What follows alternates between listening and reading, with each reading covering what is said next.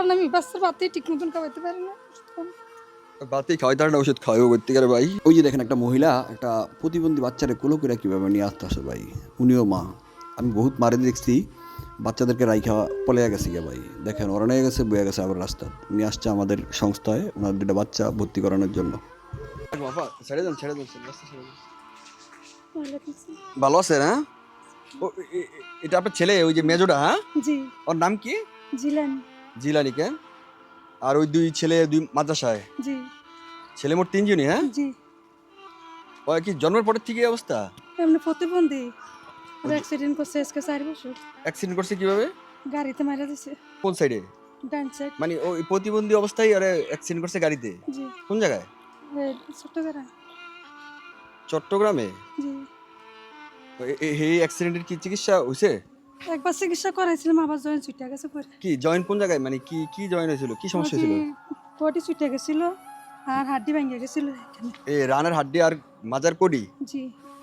আল্লাহ, প্রতিবন্ধী বাচ্চা তারপর আবার অ্যাক্সিডেন্ট। পরে ওই গাড়ির ড্রাইভাররা কিছু করছিল? না না, ধরতে পারিনি। ধরতে পারেন না? না, গাড়ি মাইরা দিয়ে চলে গেছিল। তো ওর বাবা কই? ওর বাবা নাই, ওর বাবার সাথে যোগাযোগ নাই, নিখোঁজ। নিখোঁজ? জি। এটা কত বছর? 3 বছর। ওহো, আপনি কি দাঁড়ায় কষ্ট হইতাছে কেন? আপনি একটা কাজ করেন, ওই যে একটু হুন্ডার উপর বসান। আরে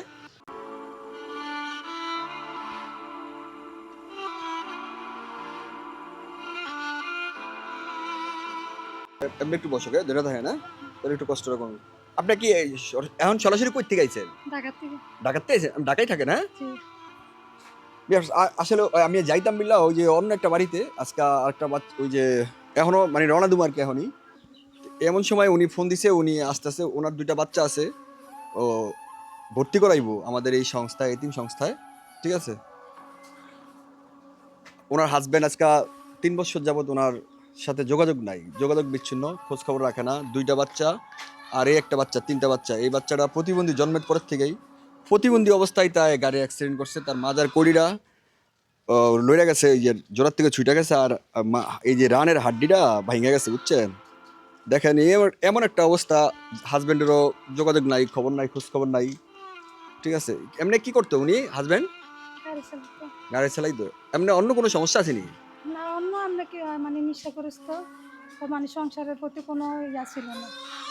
আমি মানে সবকিছু আমার উপরে সবকিছু ছাইড়া দিছিল। মানে ও আমার কোনো যোগাযোগ রাখতো না, কাজকাম করার কোনো বাচ্চাকে খোঁজ খবর নেয় না। মানে আমি সব কিছু করতে হয়, বাসা কাম করি বা কী করি, কোত্থেকে আনি, কীভাবে করি, আর কোনো জানার বিষয় না। ও মানে নিজের ইয়া নিয়ে নিজে থাকে, বাচ্চাদের কোনো খোঁজ খবর নেয় না। এই জন্য ওর সাথে আমি যোগাযোগ বন্ধ করে দিছি। ও নেশা পানি করলে যা হয়। দেখেন মানুষের কত রকম কষ্ট ভাই, আল্লাহু আকবার। বাচ্চারা বড় হয়ে গেছে তো ওই মিলে কষ্ট হয়ে যায়, মানে ওরে নিয়ে আমার হাঁটাচলা করতে, কোথাও কষ্ট যাইতে, হয়ে যায়। কোনো হ্যাঁ, কাজ করতে, ওরে রাখে আমি কোনো কাজই করতে পারি না। নাহলে আমি কর্ম করে আমি দুটা ছেলের আচ্ছা এরপরে এখন কই যাবেন?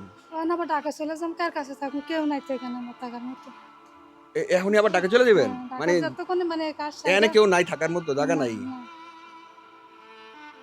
ঢাকা কার কাছে থাকেন? ঢাকা আমার এক বোনের কাছে থাকি, মানে কাজ করি বাসায়, ওদের কাজ টাজ করি, ওই আর কি, বাচ্চা নিয়ে থাকি। বাসায় কাজ করে ওই যা পায় বাচ্চারে ওষুধ টষুধ খরচ টরচ চালায়, আর নিজে চলে, আর ওই দুইটা বাচ্চা এতিমখানার থাকে। এই আর কি ভাই, মানুষের জীবনের মানে যা কষ্ট বলতে যা হয় আর কি। কান্দেন না পা, কান্দেন না, আল্লাহ আল্লাহ আল্লাহু আকবার। ছেলেগুলা কান্দারি বিষয়, কি করবেন কোন? আল্লাহ যা করছে তো আপনার ভালোর জন্যই করছে। হয়তো এই বাচ্চার রিজিকের উছিলা আপনি ভালো কোনো ফয়সালা যাইতে পারেন। আর যেহেতু আমাদের কাছে আপনার দুই বাচ্চা, কিছু চাই না আমার বাচ্চাটা, যদি একটু হাঁটতে পারতো, মসজিদে যায় নামাজ পড়তে পারতো। আমি চিকিৎসা এখন কি একবারে হাঁটতে পারে না? একবারে না, ব্যথার ওষুধ না খাবিলে রাত্রে জ্বালা যন্ত্রণা করে, ডাকছি এই হাড্ডিগুলো কি জোড়া লইছিল? প্রথম জোড়া লইছিল, পরে আবার পরে যাওয়ার পরে মানে ছুটে গেছে যে এখন আর মানে চিকিৎসা চালাইতে পারতেছি না, কি করবো আমি? এখন চিকিৎসা করতে জোড়া লইবো, ডাক্তাররা বলে জোড়া লইবো, মানে আমার চিকিৎসা করলে কি পরিমাণ খরচ লাগতে পারে বলছে ডাক্তাররা? ডাক্তাররা বলছে, কয় সরকারি ভাবে করাইলে 1 লাখ 1.5 লাখ টাকার মতো লাগবে। ওরে আল্লাহ, 1-1.5 লাখ টাকা এই মহিলা। ওষুধের মাধ্যমে যদি আপনি ভালো কোনো যে ওষুধগুলো আমার প্রেসক্রিপশন করে দিচ্ছে, আমি তো ওগুলো খাওয়াইতে পারতেছি না, কারণ আমি বাচ্চার ভাতই ঠিক মতন খাওয়াইতে পারি না। বাতেই খাওয়াই তার না ওষুধ খাওয়াইও করতে গেলে ভাই। তো এখন এই যে এই ওষুধ ওরা খাওয়ার বলছে মাধ্যমে যে ওষুধ খাওয়াইলে যদি পরিপূর্ণ ওষুধ পায় বা যে ভিটামিন ওর ঘাটতি হয়েছে ওইটা যদি পায় হয়তো ও আসতে পারে শক্তির থেকে। ও মানে যে শক্তিটা দরকার ওই শক্তিটা ওর কাছে নাই এখন শরীরে। ওষুধের মাধ্যমে কি ভালো হইবো? ডাক্তাররা বলছে কয়েক মাস মানে যে ওষুধগুলো দেয় আমি খাবাইতে পারি না ভাই, যেটা সত্য কথা। খাবাইতে পারি না মানে কিছু কিছু ব্যথার ওষুধ খাবিয়ে খাবিয়ে আজকে 27টা মাস এমনি রাখছি।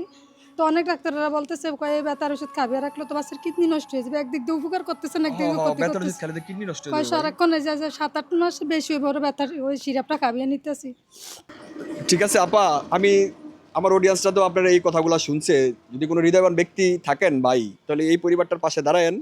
3টা সন্তান নিয়ে খুব বিপাকে আছে, 2টা সন্তান মাদ্রাসায় আছে, ওই 2টা সন্তান নিয়ে এখানে ভর্তি করানোর জন্য এই উদ্দেশ্যে আসছে। সাথে এই প্রতিবন্ধী বাচ্চা কি কার কাছে রাইখে আসবো, তো পরে নিয়ে আসছে, এভাবেই ক্যারি করে নিয়ে চলে। ঠিক আছে, আর ওই সামর্থ্য নাই যে একটা হুইল চেয়ার কিনে দিব, অথবা চিকিৎসা করতে পারে না, খাওয়াইতে পারে না, ওষুধের টাকা পারে না, হুইল চেয়ার পাইবো কই ভাই। যাই হোক 55 টাকা করে ব্যথার ওষুধটা। আপা আসছেন আপনারা, আমি এতটুকু দূর আসছেন আমাদের সংস্থায়, আমরা আপনার জন্য কি করতে পারবো কোন।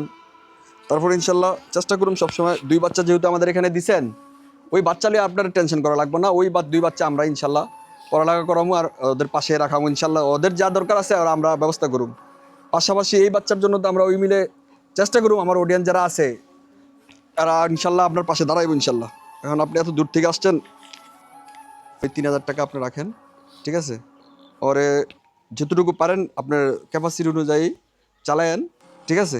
আর অন্তত যাইতে যাইতে আপনার ভাড়া লাগবো, এই ভাড়া বাবদই দিলাম, বাকিটা আপনি ওর জন্য কাজে লাগেন কেন আপা।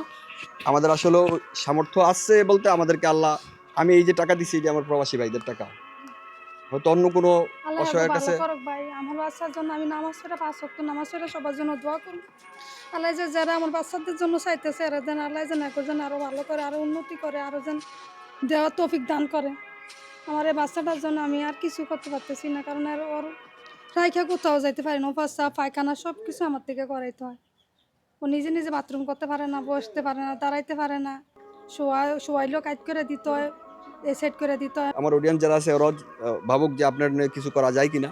আর এই টাকাগুলা আমার বিভিন্ন প্রবাসীরা বিভিন্ন এতিম বাচ্চাদেরকে দেওয়ার জন্য দেয় আর কি। হ্যাঁ, আমার এই ইচ্ছা যে আপনার ইচ্ছা মতো আপনি দিয়েন, তো আমার ইচ্ছা যাচ্ছে আজকে আপনার এই পরিস্থিতি দেখে যে আপনার কিছু দেই আর কি, পাশে দাঁড়াই। এই বাচ্চারা প্রতিবন্ধী, আর 2টা বাচ্চা এতিমের মধ্যেই তো। হ্যাঁ, জি। আল্লাহ, বাবা নাই যেহেতু, বাবা খোঁজ খবর রাখে না। বাবা নাই, এরা থাকা আছে, না থাকাই ভালো। তো ঠিক আছে আপা, যোগাযোগ নাই, সম্পর্ক না। আল্লাহ ভরসা। তো আপনি যান কেন আপা। যেখান ভাই চেষ্টা করে যেভাবে হোক আমার বাচ্চাটারে নিয়ে একটু আমি নামাজ পড়ার তৌফিক নিয়ে আল্লাহ দেয় মসজিদে খারিয়া সবার সাথে। ওই 2টা বাচ্চারে দিছি। ও আচ্ছা, জন্ম থেকে প্রতিবন্ধী, বুঝছেন আপনি। হ্যাঁ। কি নাম তোমার? করতে পারেন। কথা বলতে না। জি না, আসসালামু আলাইকুম। হ্যাঁ, এখন কি বাস উঠে যাবে না? ভিউয়ার্স, ভিডিওটা একটু বেশি বেশি শেয়ার করেন প্লিজ ভাই। আপনার শেয়ারে হয়তো কোনো হৃদয়বান ব্যক্তি দেখলে ওনার পাশে একটু দাঁড়াইতে পারে ভাই, শেয়ার করবেন প্লিজ।